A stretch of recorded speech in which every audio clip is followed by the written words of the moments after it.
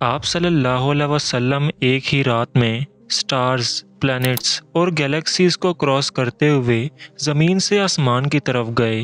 اب اللہ نے قرآن میں ایک جگہ فرمایا ہے کہ زمین اور آسمان کے درمیان ہر چیز اللہ کو سجدہ کرتی ہے، جس کا مطلب سارے سٹارز، گیلیکسیز، پلینٹس، پہاڑ، درخت، یہ سب اللہ کو سجدہ کرتے ہیں۔ لیکن یہ کیسے ممکن ہے؟ سجدہ تو اس طرح سے ہوتا ہے، اور کبھی کیا سٹارز اور پلینٹس کو ہماری طرح کسی نے عبادت کرتے ہوئے دیکھا ہے؟ لیکن اللہ نے قرآن میں بار بار کہا ہے کہ یہ ساری چیزیں عبادت کرتی ہیں، تو یونیورس کی ان ساری چیزوں میں کوئی نہ کوئی بات کامن ضرور ہوگی۔ آج سے کئی سال پہلے بہت سے لوگوں کا یہ خیال تھا کہ زمین ہی کائنات کا سینٹر ہے، لیکن آج سے 400 سال پہلے گلیلیو، جو کہ ایک اٹیلین سائنٹسٹ تھے، اس نے دو لینسز کو آپس میں الائن کر کے رکھا تو اسے پتہ چلا کہ ایسے کرنے سے دور کی چیزوں کو قریب سے بھی دیکھا جا سکتا ہے۔ چھوٹے لیول پر ٹیلیسکوپ دنیا پر پہلے بھی موجود تھے، لیکن انہیں صرف فوجی اور سمندری سفروں میں استعمال کیا جاتا تھا۔ لیکن گلیلیو نے اس ٹیلیسکوپ کو امپروو کر کے انسانوں کی تاریخ میں پہلی دفعہ اس کا رخ آسمان کی طرف کیا، جس سے اس نے دنیا سے پہلی بار سورج اور چاند کو بالکل قریب سے دیکھا، اور گلیلیو نے ان ستاروں کی موومنٹ کو آبزرو کرنا شروع کیا۔ 1300 دنیاؤں کو اگر ملایا جائے تو اس سے ایک جوپیٹر بنتا ہے۔ گلیلیو نے دیکھا کہ یہ بھی باقی پلینٹس کی طرح ہی گول ہے، لیکن جوپیٹر کے اوپر جو لائٹ ہے وہ مہینے کے ڈیفرنٹ دنوں میں بالکل بدل رہی ہے۔ اب یہ سب کچھ تبھی پاسبل تھا کہ یہ ساری چیزیں سورج کے گرد گھوم رہی ہوں، نہ کہ دنیا کے۔ گلیلیو نے یہ باتیں دنیا کو بتائیں کہ یونیورس کا سینٹر دنیا نہیں ہے بلکہ سورج ہے۔ لیکن اس بات کو سن کر یورپ کے سارے چرچز اس کے دشمن بن گئے، کیونکہ اس زمانے کے پوپ کا یہ خیال تھا کہ زمین ہی یونیورس کا سینٹر ہے، اور صرف پوپ کا ہی نہیں بلکہ پوری دنیا ہی یہی مانتی تھی، جس کی وجہ سے گلیلیو کو یہ سزا ملی کہ وہ ہمیشہ کے لیے گھر میں قید ہو جائے گا۔ لیکن گلیلیو نے اپنا کام جاری رکھا، اور اس کی ان ریسرچ کو بعد میں پوری دنیا نے مانا۔ ایون پوپ نے بھی گلیلیو کے مرنے کے 350 سال بعد پوری دنیا کے سامنے اس سے معافی مانگی اور کہا کہ ہم غلط تھے اور آپ صحیح تھے۔ آہستہ آہستہ ہمیں پتہ چلا کہ زمین یونیورس کا سینٹر نہیں ہے بلکہ یہ سورج کے گرد گھومتی ہے، اور سورج بھی کوئی اتنی بڑی چیز نہیں ہے، بلکہ یہ سورج تو اس کے جیسے اربوں خربوں سٹارز کی طرح ملکی وے گیلیکسی کا ایک چھوٹا سا حصہ ہے، اور یہ ملکی وے گیلیکسی اربوں سٹارز سے بنی ہوئی ہے، اور یہ بلینز آف سٹارز ایک ہی سرکل میں گھوم رہے ہیں۔ ہم تو سورج کے گرد گھوم رہے ہیں، پر سورج جیسے اربوں سٹارز مل کر آخر کس چیز کے گرد گھوم رہے ہیں؟ سپر میسو بلیک ہول کے۔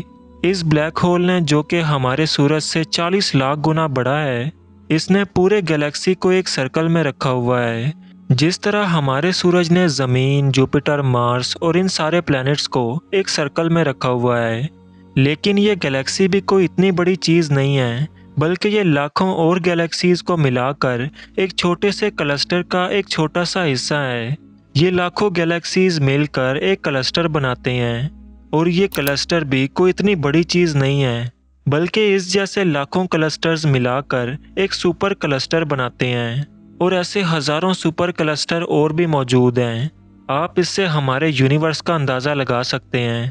لیکن آپ نے یہ نوٹ کیا کہ ان سارے سٹارز، گیلیکسیز میں ایک چیز کامن ہے کہ اس پورے یونیورس کی ہر چیز کسی نہ کسی دوسرے آبجیکٹ کے گرد گھوم رہی ہے۔ اور جب رسول اللہ صلی اللہ علیہ وسلم بھی آسمانوں کی طرف گئے تو انہوں نے بیت المعمور میں فرشتوں کو نماز پڑھتے ہوئے نہیں دیکھا، بلکہ وہ بھی کسی چیز کے گرد گھوم رہے تھے۔ لیکن گھومنے کا عبادت سے کیا تعلق ہے؟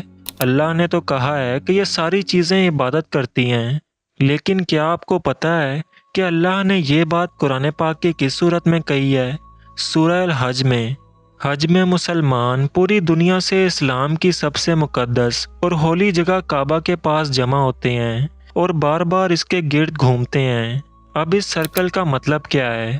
جب مسلمان کعبہ کے گرد گھومتا ہے تو وہ اس وقت اکیلا نہیں ہوتا، بلکہ چاند، ستارے، پلینٹس، گیلیکسیز، کلسٹر ساروں کے ساتھ ایک ہی عبادت میں شامل ہو جاتا ہے۔ اور یہ ساری چیزیں ہماری طرح عبادت نہیں کرتے بلکہ ہم مکہ مکرمہ میں ان کی طرح عبادت کرتے ہیں۔ لیکن اس آیت میں تو لکھا ہے کہ یہ ساری چیزیں اللہ کو سجدہ کرتی ہیں۔ دوستو، سجدہ کا مطلب صرف سر جھکانا نہیں ہے بلکہ اللہ کے نظام کے مطابق چلنے کو بھی ہم سجدہ کہہ سکتے ہیں۔ لیکن اللہ نے اس آیت میں صرف سٹارز، گیلیکسیز یا دنیا کا نہیں کہا بلکہ ہر چیز یعنی پہاڑ، درخت، جانور، ان سب کا کہا ہے۔ یہ تو سرکل میں نہیں گھومتے۔ آج سے ہزاروں سال پہلے اینشینٹ گریس میں ایک کانسیپٹ بنا کہ کائنات کی ہر چیز ایک بہت ہی چھوٹے پارٹیکل یعنی ایٹم سے بنی ہے، جسے 2000 سالوں تک دنیا بھول گئی۔